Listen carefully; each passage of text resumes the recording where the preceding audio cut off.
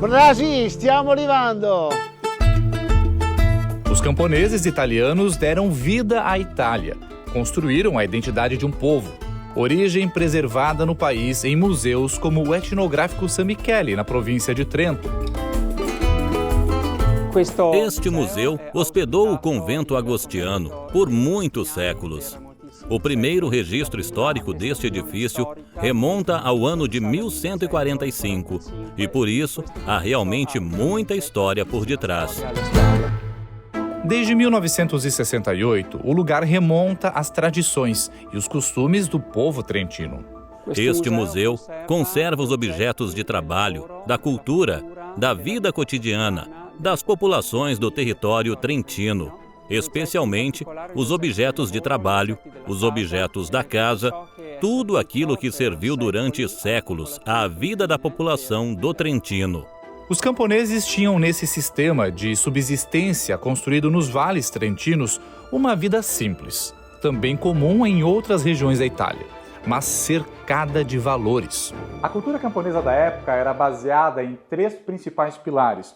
O primeiro, a força e a capacidade do trabalho. Havia também a religiosidade como uma marca forte daquela época, mas uma das principais, sem dúvida, era a família, tão preservada, inclusive nessa representação que a gente tem de uma das casas da época. Nas disposições dos móveis, da sala e do quarto, a gente percebe o quanto a família era importante para aqueles camponeses. Em Longarone, província de Belluno, na região do Vêneto, cidade com menos de 5.000 habitantes, a vida simples ainda é uma realidade em pleno século XXI. Aqui mora o Elvio e a esposa. No quintal da casa, o casal cria galinhas, coelho e, em meio às fotografias, se reconecta com a história da família Besfontana.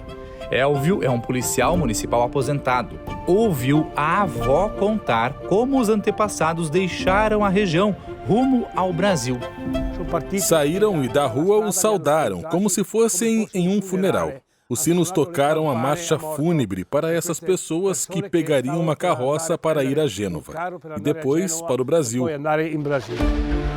Um dos destinos foi Uruçanga, no sul de Santa Catarina, onde o Elvio encontrou descendentes dos imigrantes.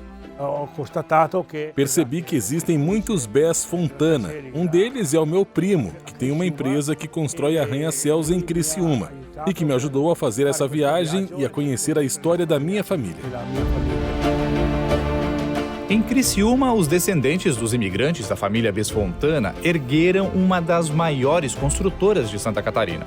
O casal Fontana, da Itália, estreitou os laços com a família italiana no Brasil.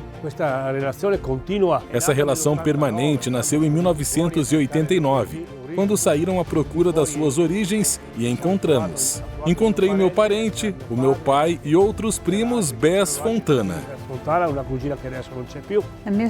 A minha experiência no Brasil foi muito bonita. Conheci pessoas muito simples. Voltei 50 anos no tempo para a forma como vivemos aqui. Uma forma muito alegre, sociável e carinhosa.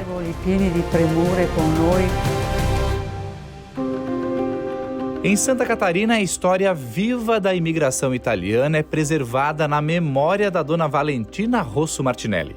Familiares dela, vindos da Itália, chegaram na região de Siderópolis, no sul do estado, em 1893. A minha família, sim, veio o pai da minha mãe.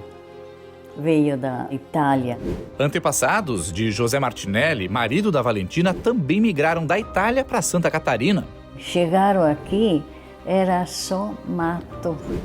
Entraram, não sabia, eles fizeram uma casinha de palmito em pé e de noite tinha que deixar fogo aceso em redor da casa porque vinha aquele bicho bravo que matava a gente, o tigre e o leão. Ele vinha ao redor da casa e se pegava, ele comia a pessoa. Na memória de quase 98 anos estão as histórias contadas pelos pais da época em que o sul do estado começava a ser colonizado pelos imigrantes italianos.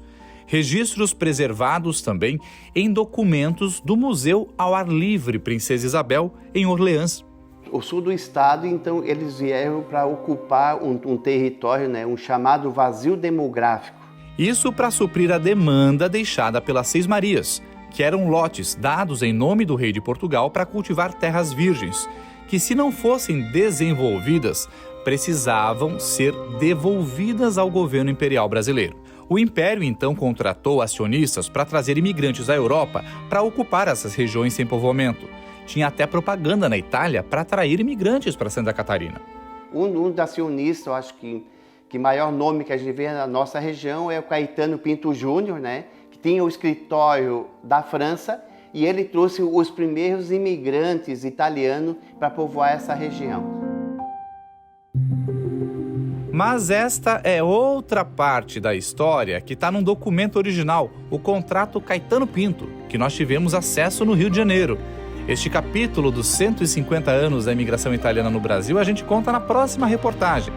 E ainda vamos desbravar a força do trabalho dos imigrantes e dos descendentes de italianos que ajudaram a construir Santa Catarina como conhecemos nos dias atuais.